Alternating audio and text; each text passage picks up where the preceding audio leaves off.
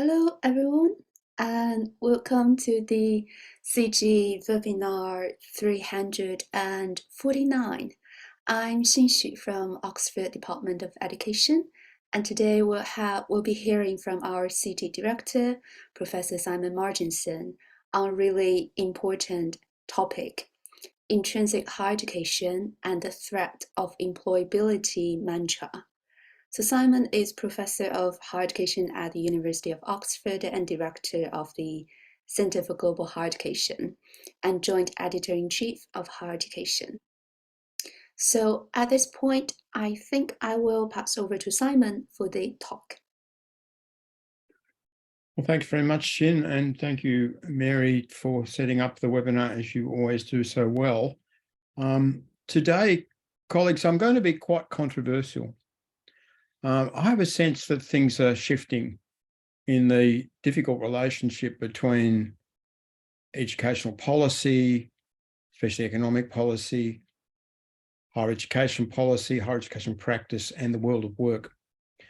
And that the pressure on us to transform the functions of higher education and its nature is now greater than it has been at any previous time in the neoliberal era. I'll now share my screen.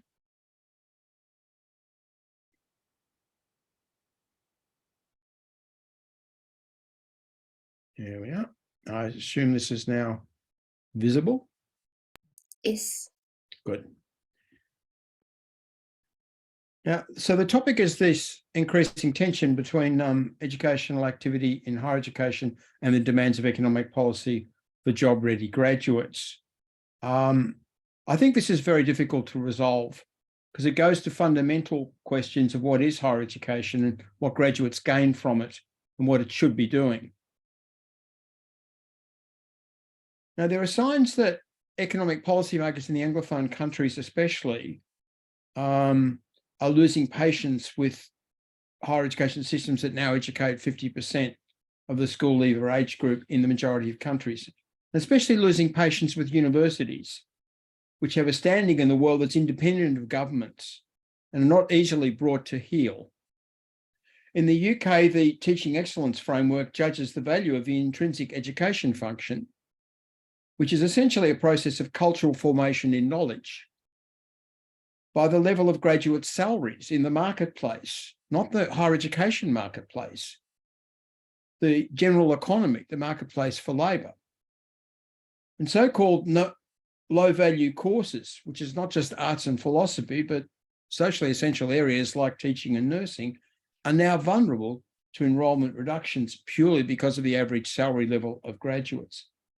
In Australia, the government wants job-ready graduates, like the instant you graduate, you are ready to be fully productive.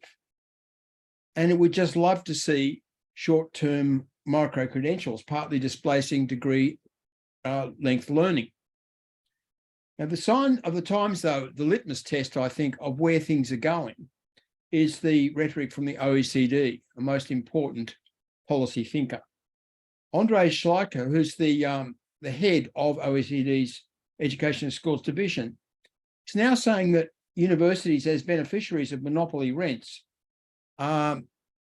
combining multiple functions, are a blockage to the development of value for graduates.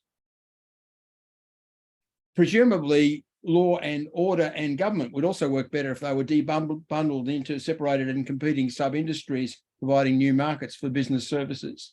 I can't take the debundling argument seriously. But what he's saying that perhaps matters more is that the shift from higher education to micro-credentials would ensure that provider status no longer matters in education, and students will be rewarded by employers for what they really know. So debundled micro-learning is the new social equity. I'm not sure how Andres reached that conclusion about equity.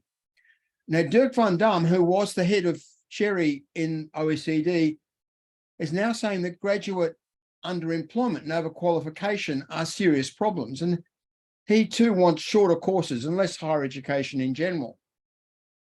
Now, what this means, it seems, is that the middle class, including the sons and daughters of OECD officials, will have a full university education, while the masses are being offered micro-learning and the quickest possible passage into the labour market. And somehow, because they've evaded higher education and all its traps, the opportunities are just going to flow to them. But is employability all that higher education does? And can what higher education does be divided into pieces, into micro-credentials, and distributed a bit at a time? Higher education provides much more than isolatable, measurable skills for individuals, which in any case, I would argue, are more efficiently provided in the workplace itself. Higher education provides a much larger personal, cultural, and social formation. It also creates a vast range of outcomes for society, for collectives, and not just single graduates of an economic, social, cultural, and political kind. The micro-credential format does not lend itself to creating social tolerance at scale or revitalising the economy of a region or building the modern machinery of state in a newly emerging country. You need immersion in a more sustained higher education than the micro-credential format can provide. The point here, I think, is that the outcomes of higher education are multiple and complex, and no one value proposition can capture all that it does. Providing a sewage system for the village, the university orchestra, research into malaria, first-year computing program, and training students to model the futures market in finance are qualitatively different activities. When the multiple outcomes of higher education are reduced to one ideological purpose, like national economic growth, or a single measure of value, like individual graduate salaries as a signifier of employability, this blocks everything else from view. This leads to government policies that lack effective purchase on the sector, but nonetheless tend to conceal and reduce and distort its potentials. Now, this is what I'm going to cover today. I begin with the purposes and functions of higher education. I understand these in terms of cultural formation and social order, with the economic part of the social. I then focus on the core purposes in learning and knowledge and move to the way the functions and purposes of the sector are playing out in the social growth of participation and in government higher education relations focused on preparation for work. And I conclude that the different functions are becoming increasingly incompatible. We have a problem. The essential starting point for understanding the social functions of higher education is to accept that they are multiple. Higher education does many things. Now, what conceptual tools do we have for unpacking this complexity? Well, I want to suggest two schemas and put them together. First, we can distinguish between two different kinds of purpose. The difference lies in the extent of external involvement in carrying out the purpose. The intrinsic or inner purposes of higher education, the education knowledge core, can be wholly carried out within the institutions. The extrinsic purposes necessarily involve external relations, and here agency is shared between agents within the institution and other agents outside the institution. So both kinds of agent are needed for the extrinsic purposes. Now, I see the intrinsic purposes as the classic core of higher education, I mean, the education of students and the transmission, creation, and dissemination of knowledge. Here are student learning for its own sake and knowledge for its own sake. And these are essentially cultural functions, and they've shaped the distinctive internal organization of the sector and its reproduction, a form of internal organization which often irritates critics of universities. Teaching and learning and scholarship and research are grounded in epistemic disciplines, study programs, and departments or schools. Now, note that the two intrinsic purposes are quite closely intertwined. Learning is knowledge intensive. The nexus between teaching and research is the norm of academic identity and shapes academic work in universities. The value of these intrinsic activities is measured not by policy and economic markets or social impact, but by internal agents using educational tools such as exams, grading, peer review, academic judgments about quality. That's the intrinsic purposes. You're very familiar with them, I'm sure. Now, the extrinsic purposes are also, they constitute the external social roles played by higher education, its institutions, and its agents. The social partners here share in determining value. This extrinsic domain includes higher education's role in forming and unequally allocating social status, its role in preparing students for work, the professions and occupations, and applications of higher education to industry innovation, regional development, international relations, and so on. Now, note that while the inner intrinsic purposes can be achieved without the extrinsic players coming onto the scene, the reverse is not true. The capacity of higher education institutions to fulfill their extrinsic purposes rests on their intrinsic capabilities in education and knowledge. That's what I mean about the intrinsic core. Unless there is this intrinsic education knowledge core, we're no longer talking about higher education, we're talking about something else. Now, at different times and places, there have been several highly developed forms of higher education. These different types of higher education have various extrinsic social functions, quite varied, quite different to each other in many respects, but they all have essentially the same intrinsic functions. China's academies of higher learning were established by the imperial state to prepare a governing caste of scholar officials through prolonged immersion in scholarship and the arts. The monasteries of northern India, such as Vikrashlima and Nalanda, began with religious devotion, but expanded into a vast range of knowledge creation, drawing scholars from all over Asia. The leading ancient Greek center was the library and Marcion at Alexandria, which housed not just teaching, but scientific discovery. 1,000 years later, Islamic scholarship led the Mediterranean world. The educational mosques at Fez in Morocco and Al-Azhar in Cairo in Egypt, which are now designated as universities, are the oldest higher education institutions with a continuous history. And then there was the medieval European university.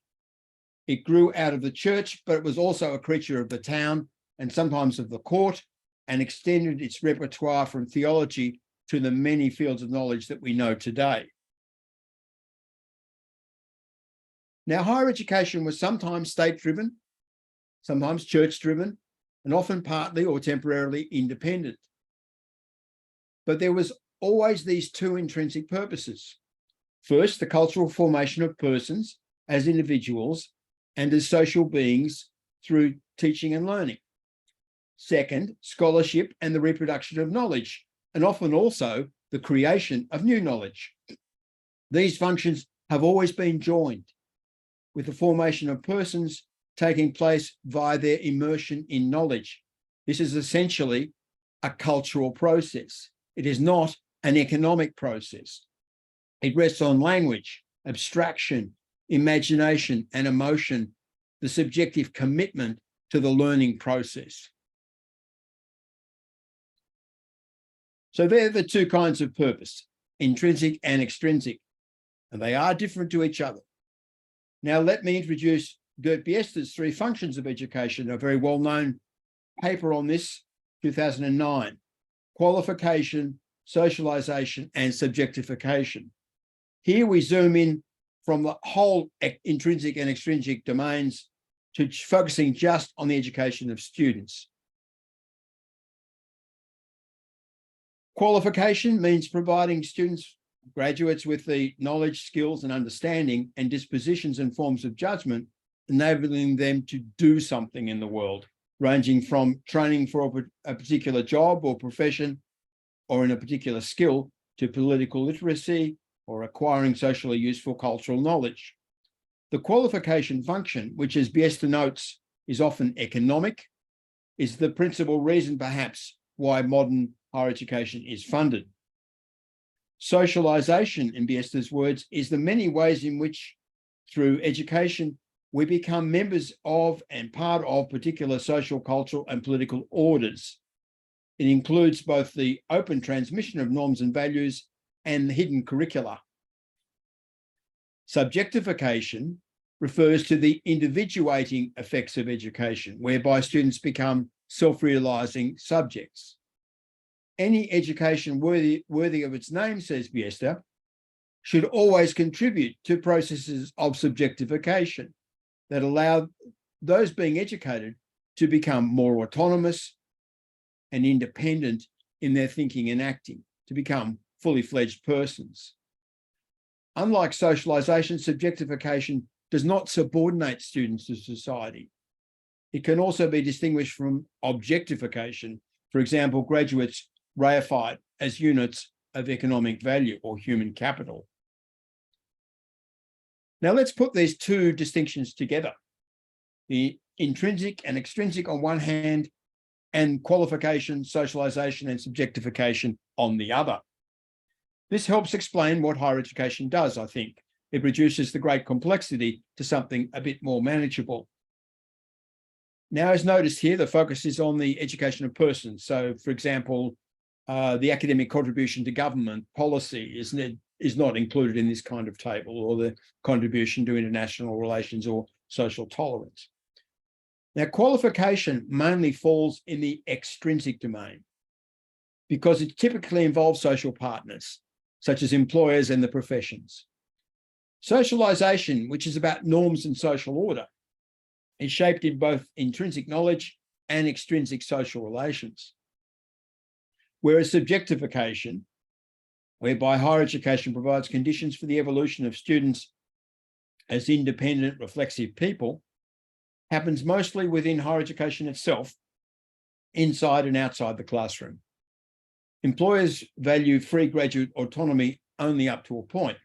They prefer other regulated personal autonomy regulated by themselves rather than free self-regulated autonomy.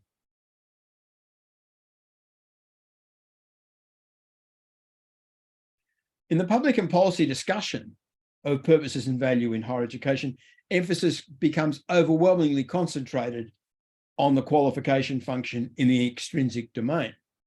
This is where government, public media, employers, and other stakeholders can maximize their influence over the sector.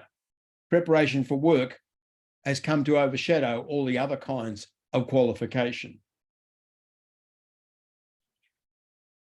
At the other extreme of the extrinsic-intrinsic spectrum, the subjectification function is concentrated in the intrinsic core of teaching and learning immersed in knowledge.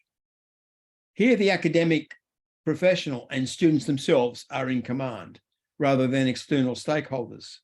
There's a long history of the subjectification function in educational philosophy, from Confucian learning and self-cultivation to Kant and the Bildung idea in Germany, J.H. Newman, John Dewey, and the American pragmatists. The intrinsic subjectification function is central to the lifelong benefits that students gain from higher education, to their personal agency and capability in shaping their lives, to their continuous personal growth on the basis of their education. However, economically minded governments scarcely seem to notice that this function exists. Economic policy models the student as a consumer and a self-investor, and defines the graduate in extrinsic economic terms as a unit of human capital with a market value.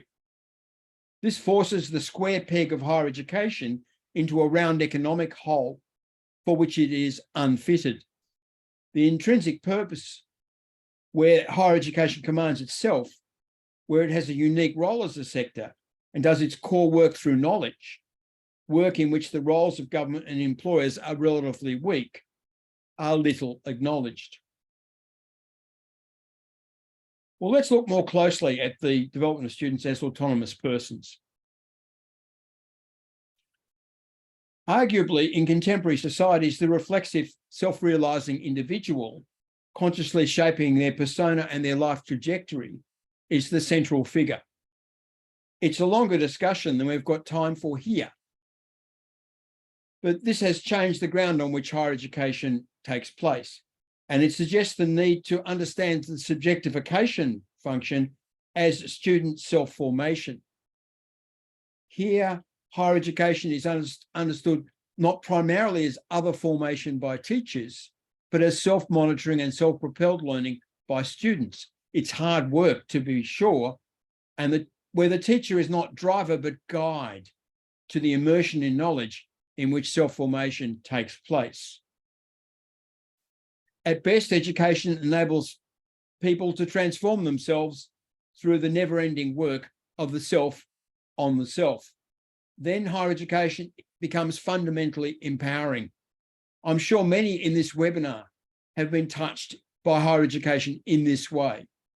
Higher education as intrinsic self-formation offers students much more than higher education as extrinsically regulated consumption. Self-formation is a continuing process of personal enlargement. The essential elements are the autonomy of the learner, reflexive agency, and the will to learn.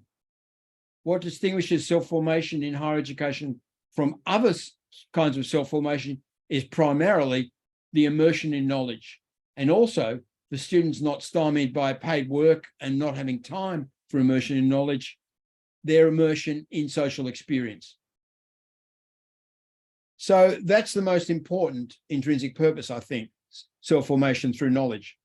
Now I want to discuss two extrinsic purposes in the sphere of qualification.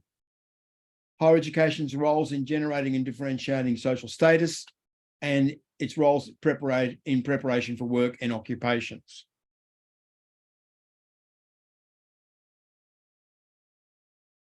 Now, why and how has higher education survived and grown across these last 3,000 years or so? Because it generates employable human capital? Well, the library in Athens and the lander in India were not operating in the framework of the human capital equation. Because it generates economically valuable knowledge? Well, 19th century Johns Hopkins, when creating the first American research university, was not especially driven by the search for commercializable technology. Because it creates more equal societies? No, I'm afraid that higher education has never done that. And I'll talk about that in a minute. I think the key to higher education's long survival and growth, excuse me, has been its role in shaping and allocating forms of social distinction or status.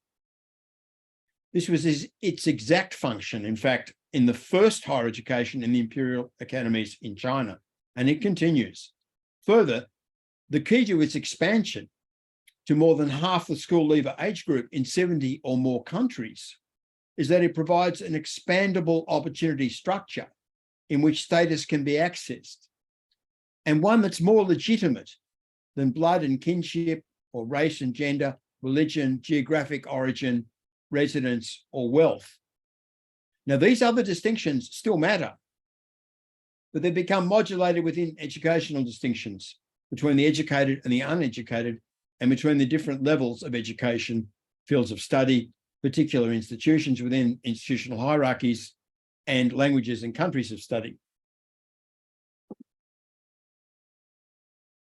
The orthodox explanation for the growth of higher education is that expanding economic demand for skills drives the provision of extra student places, and that leads to family demand for those places. But in the last 60 years or so, there's been very little correlation between the expansion of skilled work in an economy and the growth of educational participation in the same society. Educational growth has been inexorable everywhere, happening in every economy once a certain level of national wealth has been achieved. Governments never reduce the participation rate. They always preside over its growth. I think they respond to pressure from below, popular demand for opportunities for social betterment. Demand for higher education is rooted in desires for recognised credentials, social respect, and larger earnings, all of which go to the extrinsic purposes, and also desires for self-efficacy and empowerment, which go to the intrinsic purpose of subjectification. People feel more certainty about higher education's role in conferring status than they do about its role in conferring augmented earnings. While students and families want higher education to augment earnings, there are no guarantees, but they know that higher education will lift their status above the status of those who do not enter. As participation grows, the lack of higher education is associated with diminished status, and this drives continuing expansion towards universality.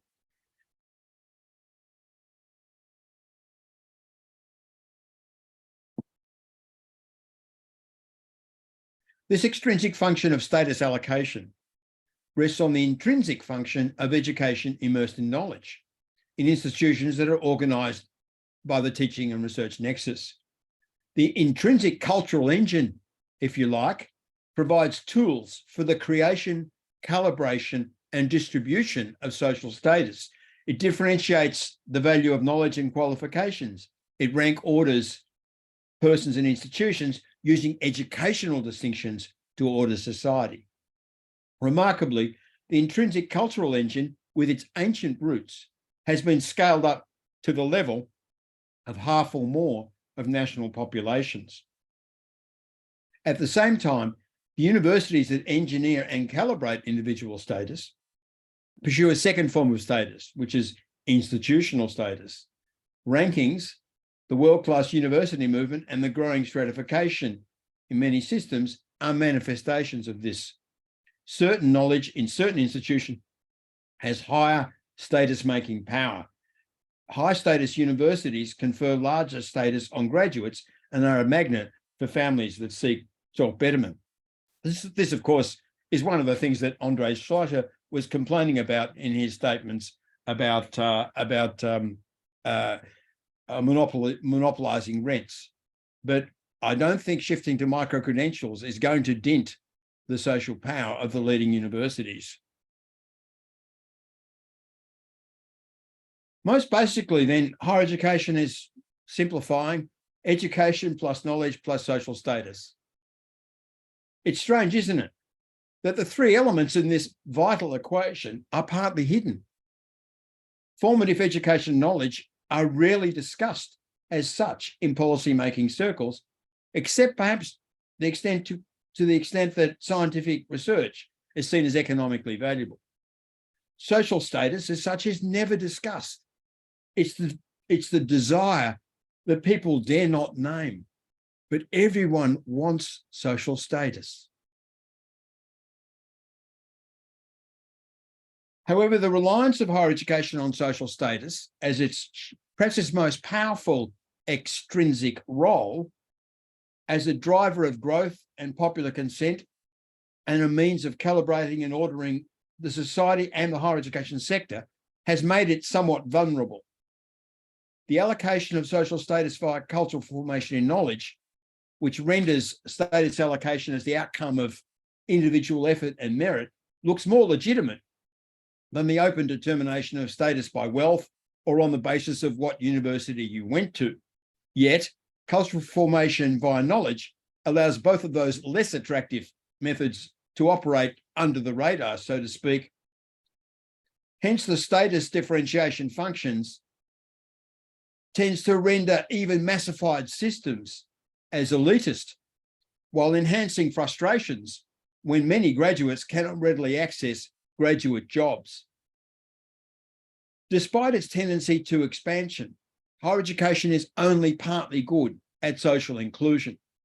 Status differentiation on the basis of cultural formation creates an uneducated underclass excluded from social esteem, parity of agency, and full effective citizenship.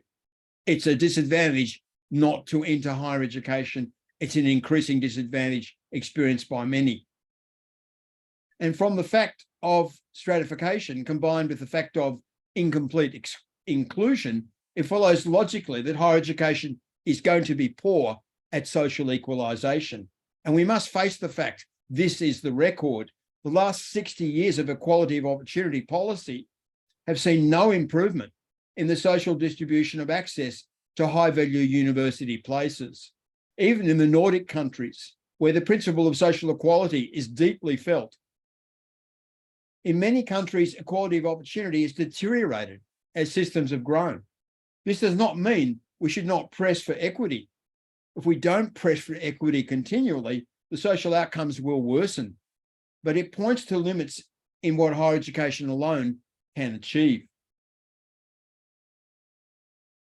Perhaps, though, the more immediate problem lies in the difference in the purposes of education between intrinsic cultural formation and the extrinsic preparation for work. And this difference has always been there within higher education's multiple roles, but it's been intensified, become more tense, if you like, by economic policy's elevation of employability to the master and simple single purpose. Studies confirm that most students have multiple objectives in higher education. They want personal development, they want immersion in disciplinary knowledge, many of them say that, and they want graduate jobs, and they want good, satisfying graduate jobs. It's not either or. Many students are involved in work as well as education during the years of study. But we shouldn't blur the distinctions between education and employment. They are different worlds. Agendic positioning, objectives, values, knowledge and skills and required behaviours are different. More efficient training in skills and employability occurs on the job, as I said before, and accepting the heterogeneity of education and work is the first step in improving transitions and combinations between these two different sectors. Intrinsic learning in higher education is foundational to graduate work because it augments student agency and provides specific knowledges and pre-vocational skills that will help later with learning on the job. But direct vocational preparation is secondary and it's mostly postponed till after graduation. Though it's pursued in programs of work experience or internship and in job search skills, these are add-ons to the main intrinsic learning program. Even in many occupational courses, transition to the workplace is challenging and takes time. Higher education and work are best understood, I think, as loosely coupled. The relation between higher education and work is not a linear flow. To press education and work into a single process, either by treating them as essentially the same or by subordinating one to the other, is to violate either work or higher education. No prizes for guessing which is more vulnerable. Our problem is that the gulf has opened up between the intrinsic educational function and the vocational expectations of policy and the media. Economic policy expects graduates who will augment productivity and growth now. It was not necessary to place the intrinsic educational purposes in conflict with the extrinsic role, or to present vocational skills and academic knowledge as in some way zero sum. But the heterogeneity of purpose makes conflict possible. And within the two purposes, economic policy demands conformity with only one. In the UK and Australia, and some other countries, policymakers are making firm attempts to install the human capital imaginary, the extrinsic job preparation function, inside the intrinsic educational purpose. The UK measures the value of teaching and learning in terms of graduate earnings, as I mentioned, and this means ignoring all the other factors that shape earnings and ignoring the rationales for learning programs in self-formation, socialisation, and the public good. Australia wants job-ready graduates and better to have them with micro-credentials, it seems. Above all, employability is the new universal extrinsic purpose by which intrinsic education is to be judged. It's moved from a desirable outcome to a mantra for the whole of higher education. This could be fatal for the cultural practice of higher education as a field of heterogeneous knowledge focused on the formation of autonomous people. But economic policy does not see education in the form of personal formation in knowledge as optimal for productivity and growth. Policy wants to rework the purposes of higher education by pushing the sphere of work back into education and measuring education in the same economic terms as work itself. Some believe that we can tick all the boxes: epistemic engagement, personal development, and oven-ready vocational preparation, that we can square human capital theory with Bildung. But they should be alive to the danger. Positioning employability as the universal measure of value is perverse for students. Instead of them being supported as self-forming autonomous learners, working for the highest level of personal development and achievement, they are made into satisfied or unsatisfied consumers, choosing between university brands. If government set out to design higher education focused on employable graduates, we can be sure that it would not use cultural formation, academic knowledge, and the teaching research nexus. However, higher education is what it is. When government pushes the existing system towards the ideal economic model, this cannot lead to results that will satisfy anyone. What it does do is make higher education's work in socialization and subjectification via knowledge look very ivory tower. It also makes higher education responsible for economic outcomes that it cannot control. With economic policy and academic faculty at cross purposes on an ongoing basis, trust between government and higher education is being poisoned. The purposes of higher education are multiple and heterogeneous. We know that policies based on single measures of value are damaging. For example, pushing the intrinsic functions of higher education in education, knowledge, and research into narrow containers marked employability or innovation.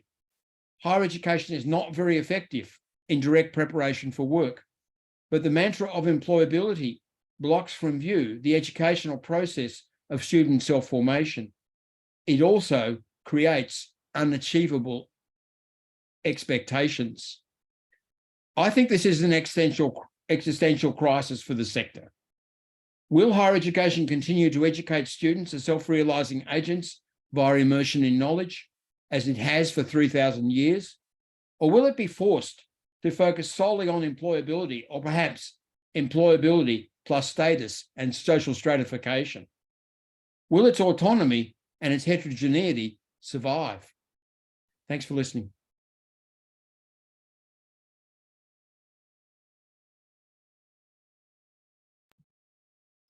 Thank you very much, Simon. And in the chat area, we also have comments from Susan. So at this point, I wonder if I can invite Susan to speak, please.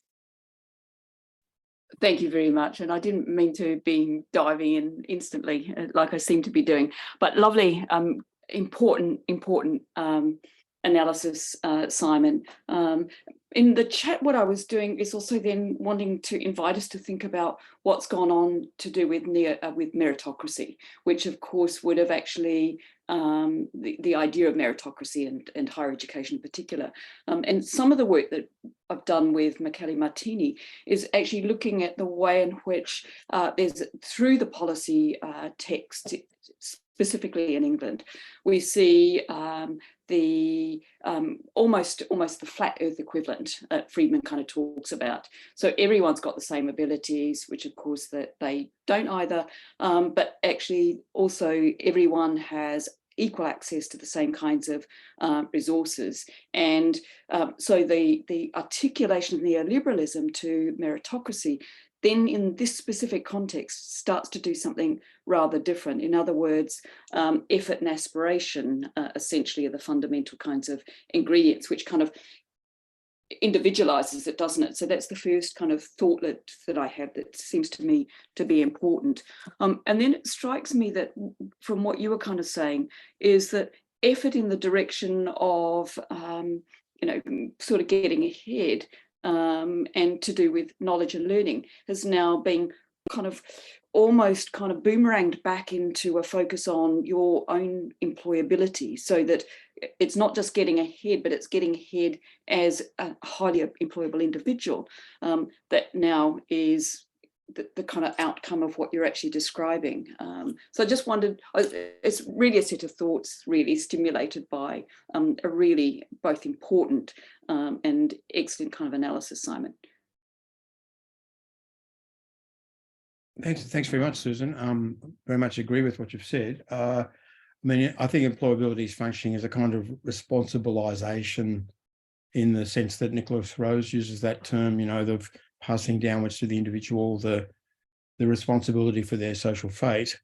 The periods when higher education has been associated with expanding opportunity to enter graduate jobs, expanding numbers of graduate jobs, have been those periods in when the economy has been shifting and changing, periods of relatively high growth, and also industrial changes, which have led to, say, growth in the public sector, as it occurs a lot in the post-war period across the OECD world, or you know, accelerated development of the market economy has occurred in China in the last 3 decades. So you've seen then the apparent expansion of opportunity to exercise the merit function, but in fact those periods are fairly exceptional.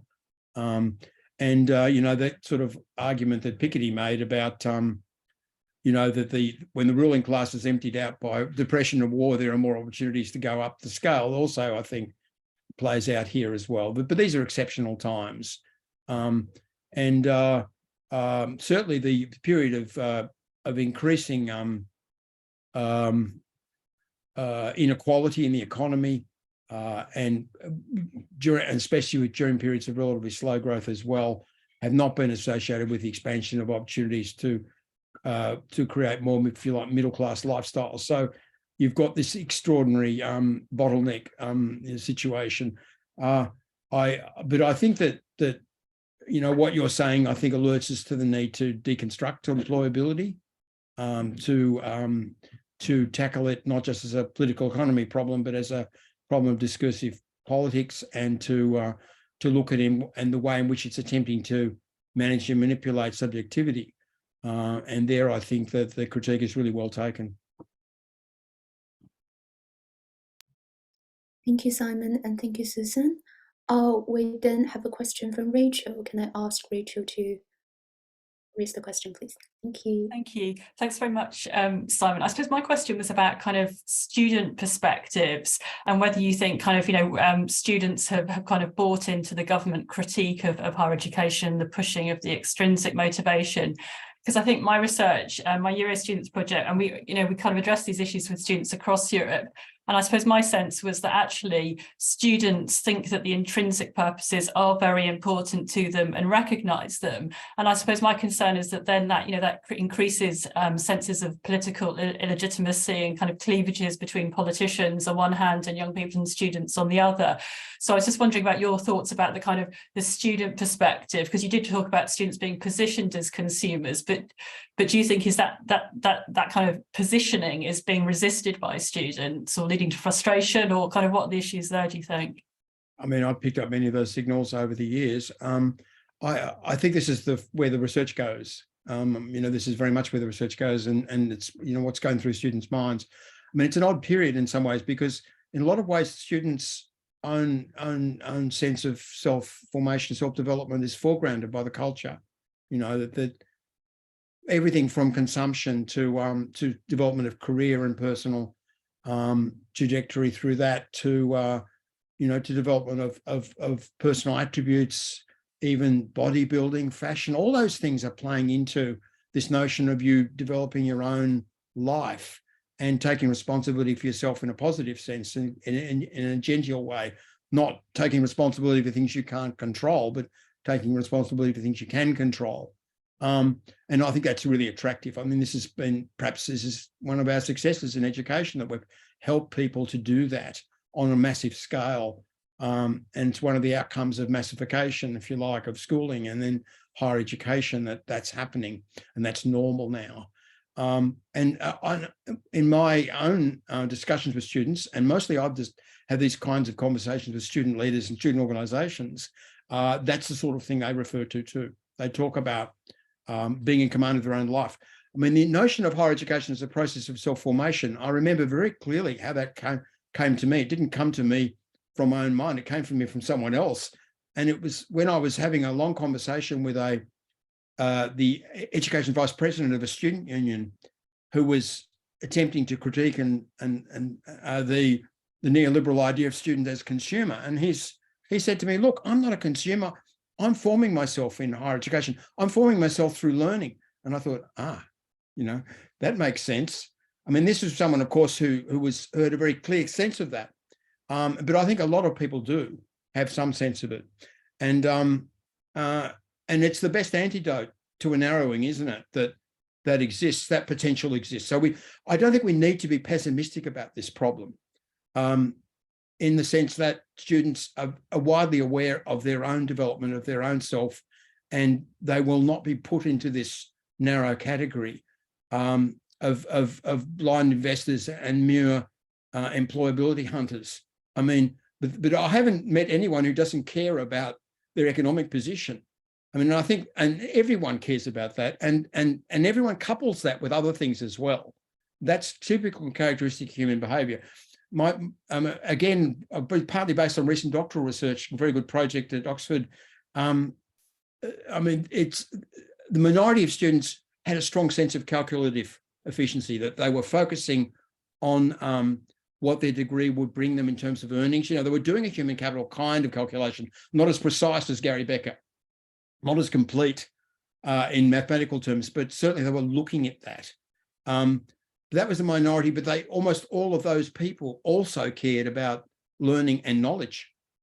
The majority, the larger group, focused on learning rather than on earning, which was really interesting. But no one actually said that I don't care about what happens to me after I graduate. Everyone cared. And so I think that policy needs to be able to embrace this. I think we already do in higher education, but it's not understood that way, is it, in economic modelling? Thank you, Simon, and thank you, Rachel.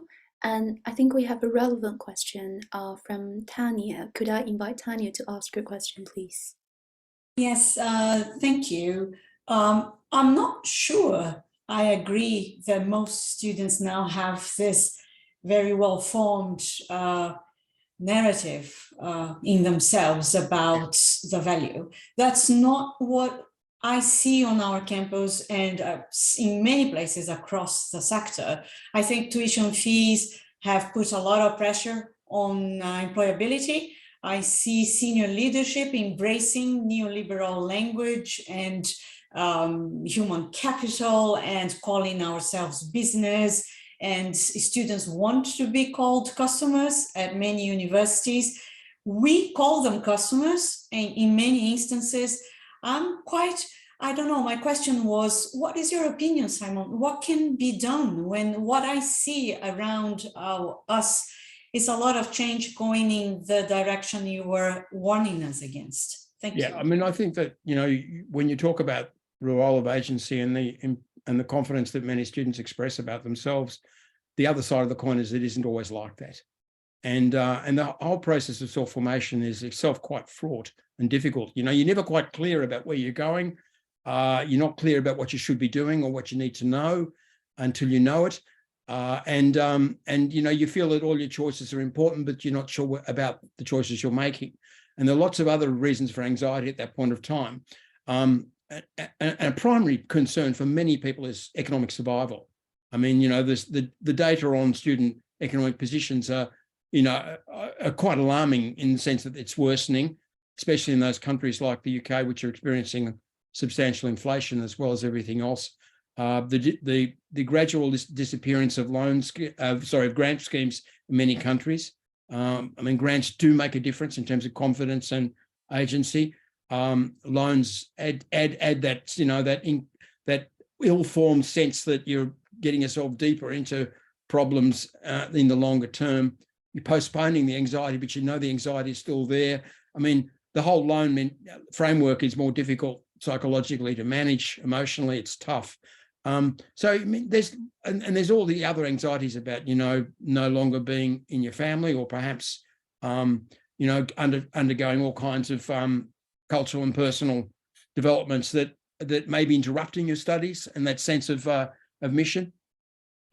So 101 things to deal with, and it's not a straightforward pathway. It never is it? And for people, and yeah, so confidence, yet to a degree, yes. Agency is there, possibilities are there, but it's fraught terrain. And I think neoliberalism, as go back to Susan's point, it creates, you know, a framework of anxiety in the sense that it sets you a problem you can't solve, not by yourself anyway. And employability is a problem you can't solve. Universities can't solve. No one can solve it. And so in that environment, yes, there's lots of negatives and lots of problems too. But you know, I mean, I always feel agency is the way through, and it's a question of what we can do to build agency. It seems to me that's our task. That's the best thing that people get from higher education, is that sense of agency, because they have tools, they have resources that higher education gives them: time, knowledge, each other, support of teachers, all those things that aren't ordinarily available in life, that enable them to build agency in a concentrated way in a period of time. And that, I think, is our task. Thank you, Simon, and thank you, Tanya. Then can I invite Ron to ask your question, please? Hello, Simon. Great sweep as ever in your presentation today. I just wanted to raise the matter of critical thinking, which amid the many things you touched on, perhaps wasn't there so much in your presentation today.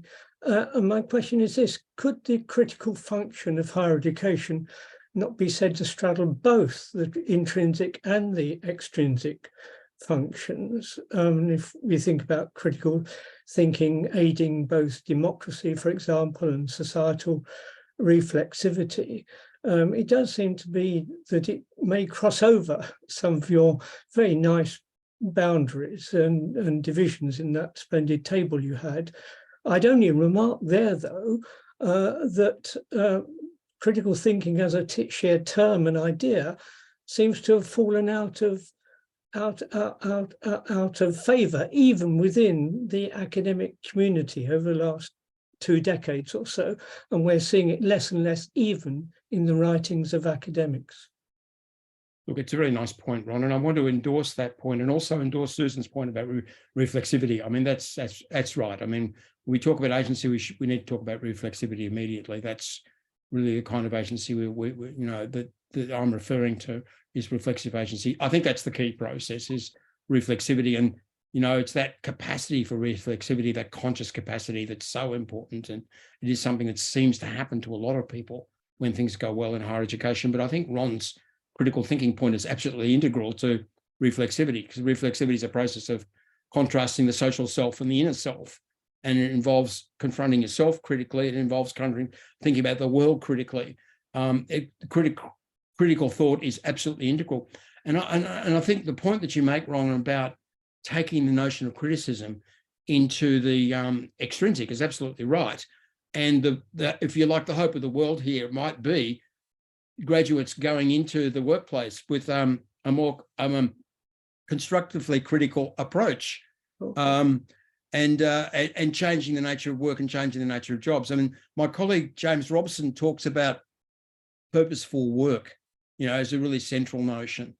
And that, I think, involves the critical function at every level, internal criticism and external criticism. And, you know, if we can do that for our graduates, we're not going to give them employability. We're going to give them something much more interesting, and potentially, as I said, constructive in terms of making different kinds of jobs, different kinds of work, and work which is presumably then relates to sustainability. No one talks about employability in the context of employability into the kind of jobs we want, that we need for our own planetary biological survival. But that, of course, should be absolutely central to the notion of work. Thank you, Simon, and thank you, Ron. Then can I I'll invite May to ask your question, please. Thank you, Sam. Hello, Simon. Hello, everyone from Melbourne. My question was back to Simon's comments about the job-ready graduate was fatal, because when the former Education Minister of Australia made the announcement, and he would accompany the announcement with increasing funding for engineering disciplines, for example, and reduce funding for some humanities and social sciences disciplines, as people working in the arts disciplines, we were furious to hear that, because that was a direct apparent discrimination against some disciplines, and with the connotation that our graduates in these disciplines were not job ready. So it's not true.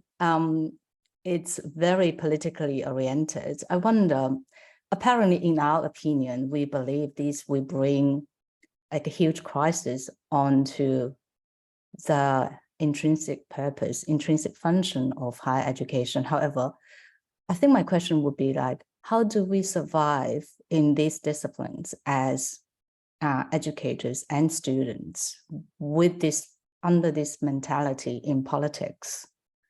Yeah, I mean, you're of course speaking to the converted, and many of us in this webinar have been through reflexive self-formation through the humanities and social sciences that are humanistic in their temper. And, you know, this is why we do what we do now. Your reflexive agency can really flourish in the humanities. And this is empowering knowledge, really important stuff. And, you know, social conversation is about culture and words, much of it. And that's why, of course, many students opt for the social sciences and humanities. And they find themselves often being steered by their parents or their school advisors towards business studies, because there's a kind of a practical version of the humanities and social sciences, which tends, unfortunately, to be often not as intellectually engaging and powerful in terms of self-formation, but of course can be for some people. And I mean, I think that, you know, the words people aren't going to disappear. You know, the students will come out of school, you know, with the humanities and social sciences in their heads, and they will continue to want to study them in numbers.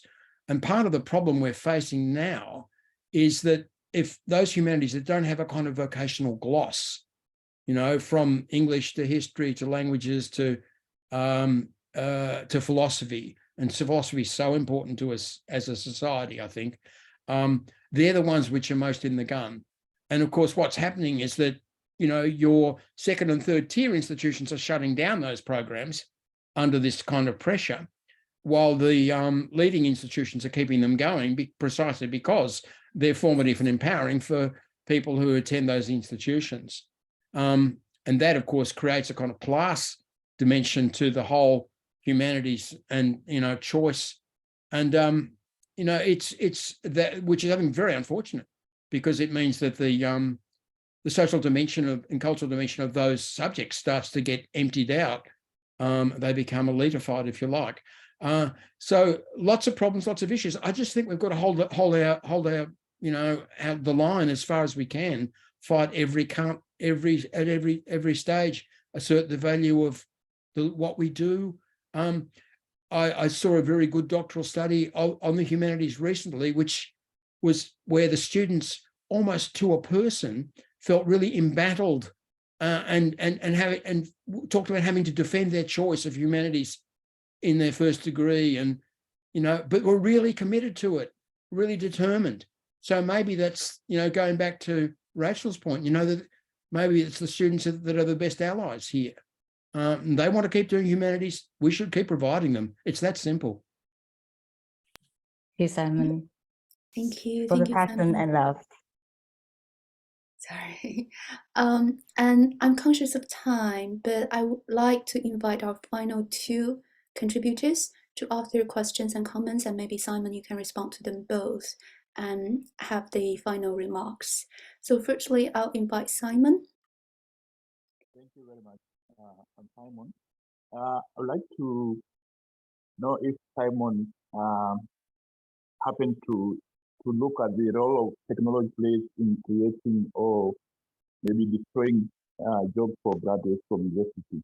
If it happens, maybe in your study, you touch somewhere, the role the technology plays in creating or destroying jobs for graduates.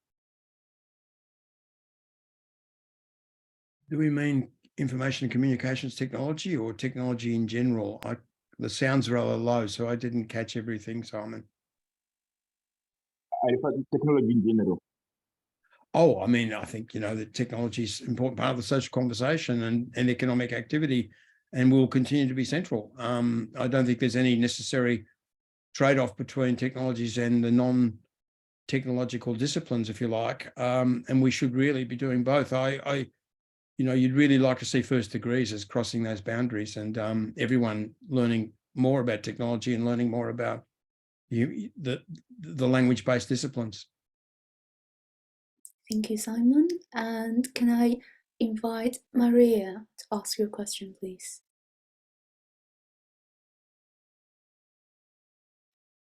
Maria, are you there? Yes, I am here. Sorry, I thought I just could put it in the chat. Yes, I'm just especially interested in this distinction that the universities themselves seem to have started carrying out. I've seen some universities advertising on the underground with the career-focused university, your future career, the place for your future career start, and things like that. So in this conversation, then, do we assume that they still provide the intrinsic personal formation that you have been speaking about as higher education institutions? Or is it only the ones, say, from the top, the higher tier, that have that power? I think the problem that the humanities have here is the demonstrability problem, that there's no easy and neat way of parceling it all up. The easy road is for departments of finance. They can say, look, these are the kinds of jobs which our people get, and these are the kinds of salaries they earn, even though, of course, there's always a differential, and there's a group of people who don't earn those salaries and enter those jobs with those degrees. In the case of the humanities, it's also diffuse when you're talking about employment outcomes. So the real story is about the personal effects, personal formation. And most of that shows in 5, 10, 20-year spans rather than the year after graduation. So I guess you can understand why universities have slipped into, the rhetoric, the official rhetoric, because the official rhetoric which parcels up outcomes in very neat economic terms is there, and there's no easy alternative rhetoric for the universities themselves, and they're not necessarily going to create something on their own behalf that's effective. I think the stories that matter are the stories from individuals and what people talk about the effects of their degree and the contribution of their degree. And those, we need to do that kind of work. We need to bring those stories out a lot more than we do. Ultimately, we're never going to have a level playing field where all these, if you like, all the fields of study are competing on an equal basis. And that's perhaps not a very good way to frame the whole problem.